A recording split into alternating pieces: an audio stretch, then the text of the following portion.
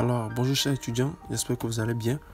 Aujourd'hui, nous allons parler de Shodan, un moteur de recherche d'objets connectés. Alors, Shodan, c'est un moteur de recherche comme des moteurs de recherche classiques Google et Bing, mais à la différence que c'est un moteur dédié au hacking.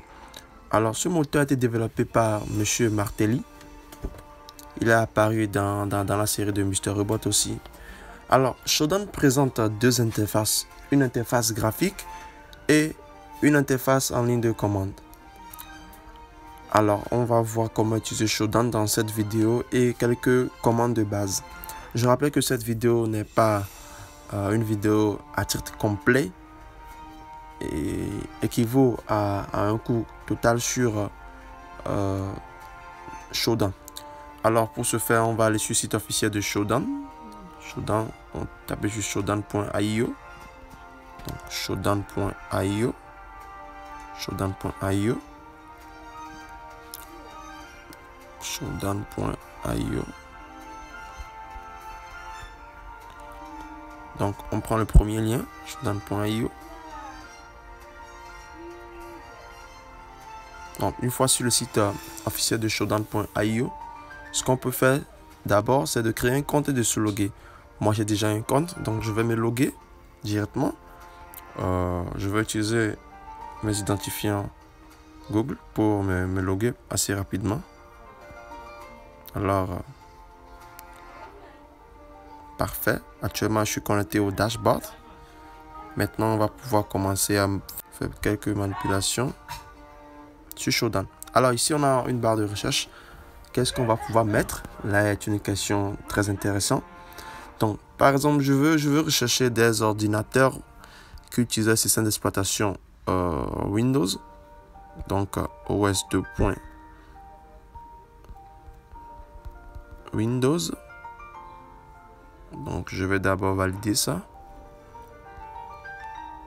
Avec rechercher.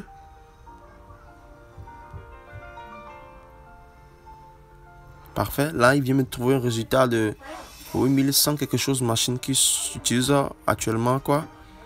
Actuellement, notre système d'exploitation Windows. Alors, je vais essayer d'ouvrir un pour vous, si c'est possible. Hein. Donc, je vais faire rapidement le lien. Ici, on a le nombre de résultats. À ce niveau, on a les ports, des tops des ports qui sont ouverts.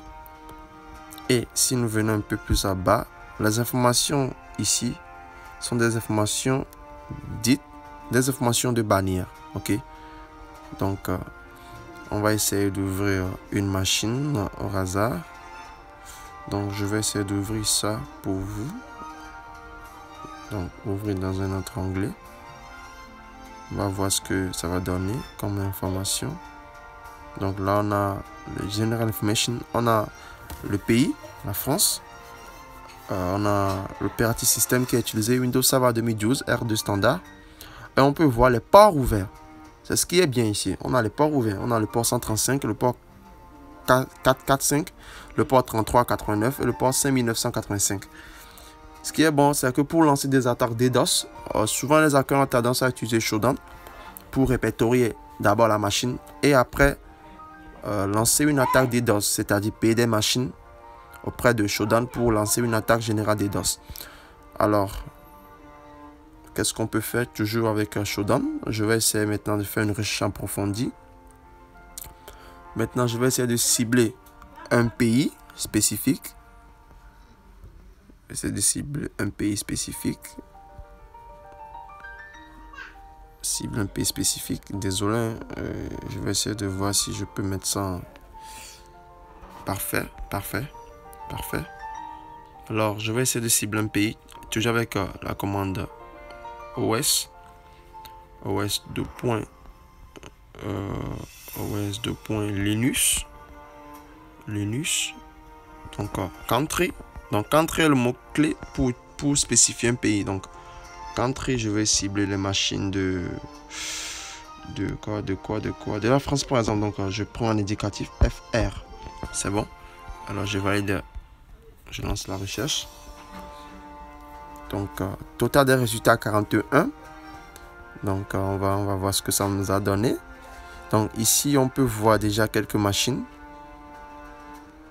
Donc ici, on a une machine avec l'adresse IP là. Donc je vais l'ouvrir dans un autre onglet. Donc là, non found, bien sûr. C'est tout à fait normal. Cher, c'est tout à fait normal. Donc ici, on a quoi? On a une machine qui tourne sur Linux, qui se trouve en France actuellement. On voit qu'ils utilisent le service d'Amazon Data Service France. Et ça tourne sous Docker. Ok, Docker avec la version du 09.7. Et le système d'exploitation, c'est Linux. L'OS, c'est Linux. Donc, on peut voir d'autres machines. Comme la machine là, l'adresse 86.244.28, qui se trouve toujours en France, Châtres. On peut voir qu'on a le système d'exploitation qui tourne sur ça, qui est Red Hat Linux. Et ainsi de suite. Alors maintenant, on va essayer d'aller encore plus loin. Cette fois-ci, on va utiliser la commande webcam ISP. Ok, webcam ISP pour voir les webcams qui sont actifs plutôt. Ok, donc on va effacer tout ça. Parfait, on va effacer tout ça. Donc je tape juste webcam. Je rappelle que c'était un ancien service qu'on utilisait, mais je ne sais pas si des gens l'utilisent encore d'aujourd'hui.